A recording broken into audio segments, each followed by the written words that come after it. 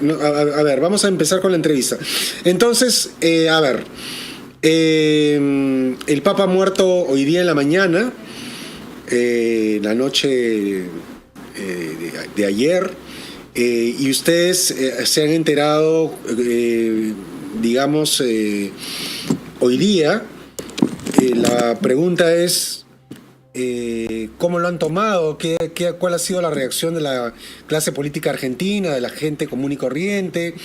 Eh, Siendo el Papa argentino, siendo el Papa de Buenos Aires, habiendo sido cardenal. Cuéntenos, por favor. Creo que para hablar sobre la figura de el fallecido Papa Francisco, uno tiene que ser bastante prudente y responsable.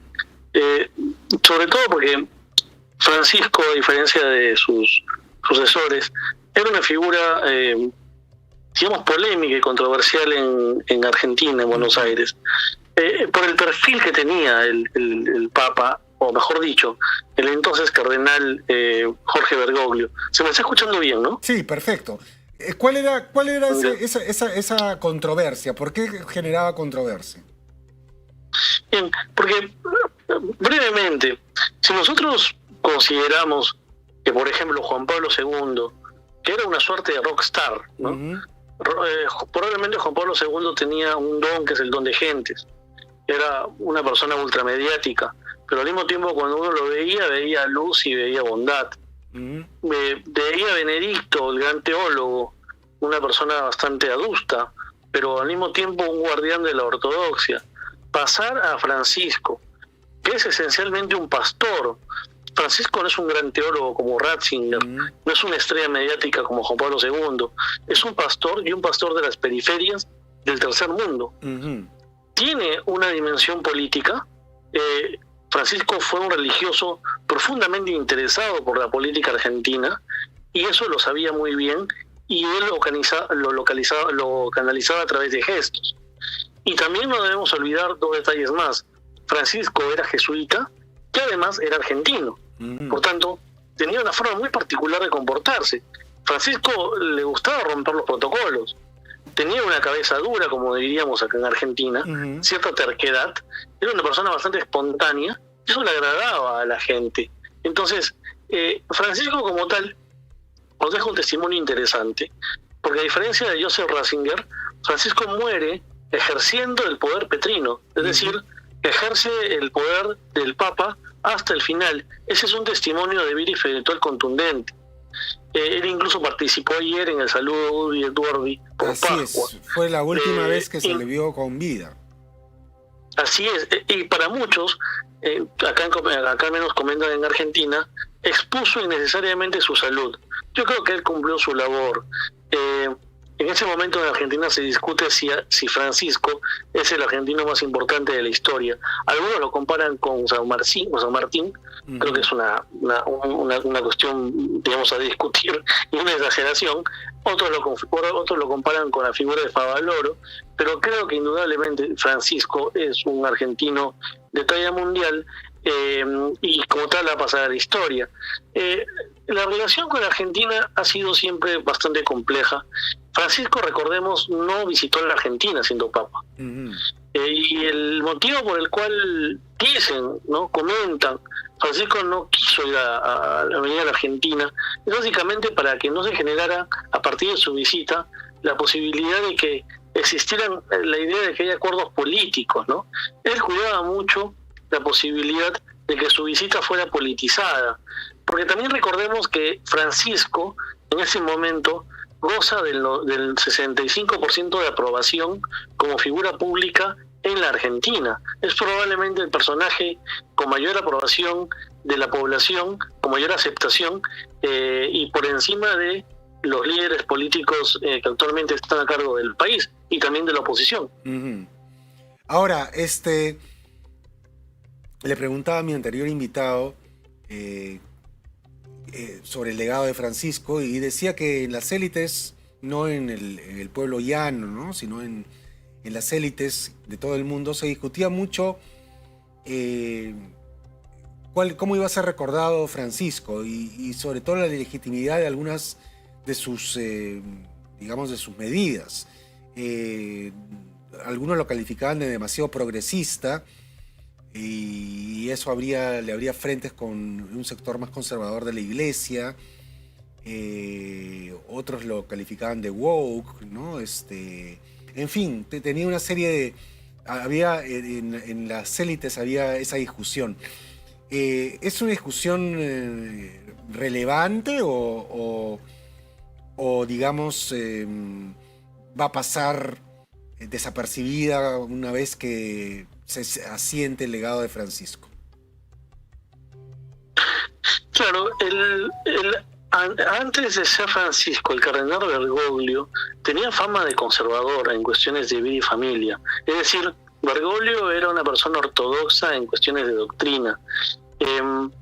Sí realizaba una labor pastoral intensa bajo una idea que él desarrolló acerca de las denominadas teologías de la periferia o las periferias existenciales, ¿no? Es decir, aproximarse a aquellos que sufren vulnerabilidades de conciencia o relacionales, ¿no?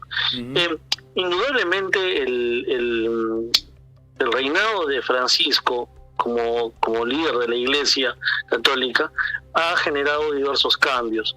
Por ejemplo, dar a los divorciados la comunión, permitir la bendición de parejas del mismo género, incorporar a mujeres en diversos dicasterios.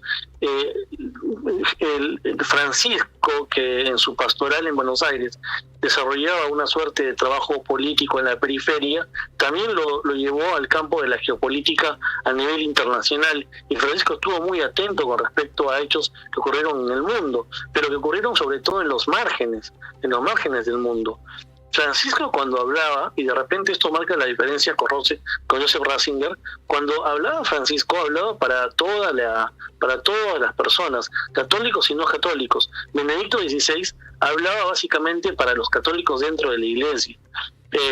Francisco desarrollaba conceptos como justicia social, hablaba de los marginados, hablaba de solidaridad, inclusión, misericordia, prestar atención a los más débiles. Evidentemente esto puede ser que bajo ciertas interpretaciones lo acerquen a una visión progresista, pero recordemos también que Francisco metió las manos al fango de las finanzas del Vaticano. Francisco también fue un crítico, no al capitalismo como tal, pero sí al capitalismo financiero. Francisco tendió puentes con el Islam, con versiones del Islam moderado y el judaísmo, incluso con China. Y un hecho para mí importante, que tiene relevancia en América Latina, sobre todo en Perú y en Chile, y es que Francisco pidió perdón a las víctimas de violencia sexual dentro de la Iglesia. Lo hizo en Chile, y en Perú disolvió el nefasto sodalicio de Vida Cristiana. Entonces, indudablemente, Francisco en algunas cosas inició modificaciones que, como tú muy bien debes saber, Ricardo, en la Iglesia todos los cambios son bastante lentos. Él tal vez aceleró diversos cambios y por eso es que sembró esta imagen de papa progresista, ¿no?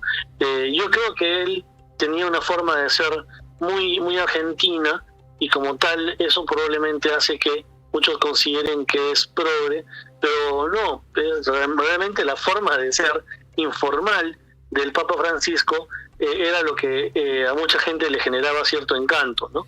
Pero yo no estoy seguro de si Francisco como tal era progresista, y si era progresista en todo caso, no lo era nuevamente en cuestiones vinculadas a familia, vida familia, y en cuestiones de doctrina, ¿no?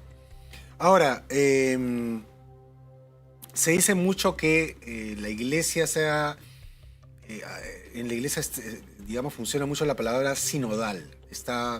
Estoy escuchando a varios colegas decir la Iglesia sinodal. ¿Qué es esto de la Iglesia sinodal? O sea, que por lo general dicen que Francisco fue el que lideró esa Iglesia sinodal.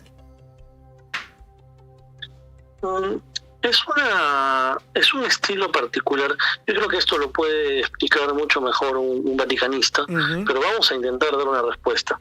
Es un estilo particular de liderar la Iglesia, que contempla a la Iglesia como una gran asamblea, como una gran comunidad atravesada por el Espíritu Santo, y que tiene como finalidad anunciar el Evangelio.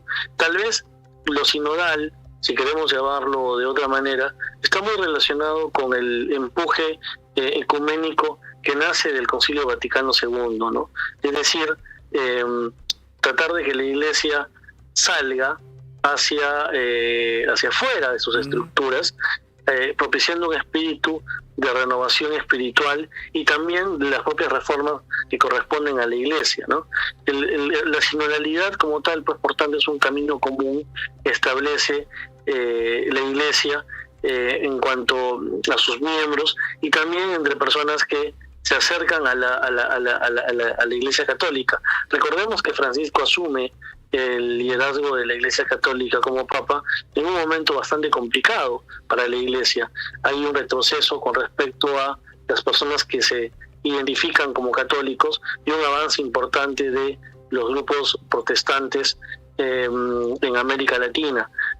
Francisco, creo yo, y nuevamente, a diferencia de Joseph Ratzinger, a quien yo considero un gran papa, tal vez el papa más importante del último siglo, Francisco hablaba hacia afuera de la Iglesia, hablaba a católicos y a no católicos, y Joseph Ratzinger hablaba para dentro de la Iglesia. Tal vez por eso es que Francisco le han puesto este rótulo de papa progresista, que realmente no me parece tan justo, porque, por ejemplo, Francisco realizaba una labor pastoral importante en las periferias de Buenos Aires. Yo te podría decir, oye, pero esa es una estrategia para letargar al proletariado, al sector productivo, a las clases populares y evitar que tomen una vía revolucionaria. Por tanto, Francisco no es pues un progresista, es más bien un recontra conservador. Depende de la lectura que uno haga, Ricardo. Efectivamente. Bueno, tenemos que despedirnos, te agradecemos mucho tu participación en el programa. Muchas gracias por habernos dado todo este panorama bastante amplio internacional sobre el legado del Papa Francisco. Bueno, amigos, no hay tiempo para más. Nos vemos mañana martes. Muchas gracias.